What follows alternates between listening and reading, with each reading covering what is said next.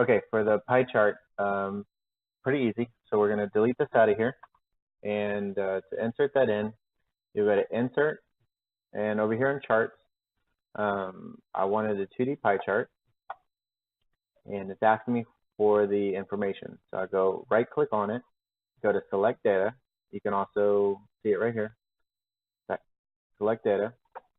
It's asking me for the chart data range. So I select everything from my headers all the way to my last player and all the way through the funds raised.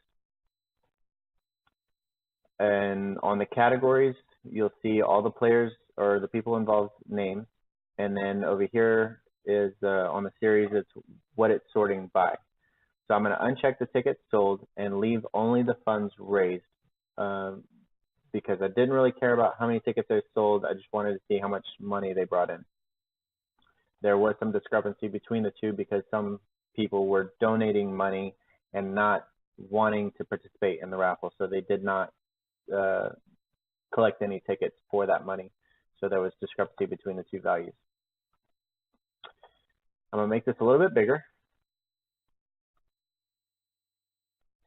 And click on the pie chart.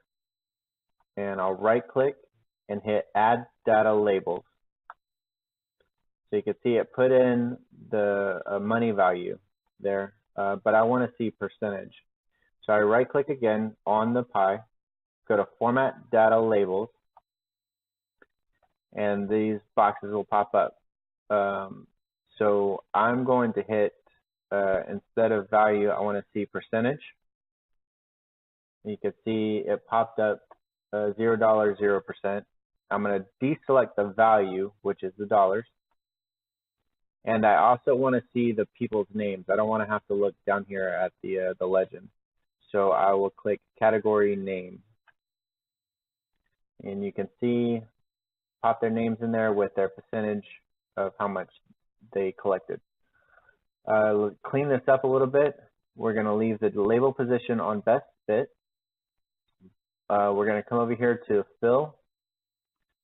And I want to see a solid fill.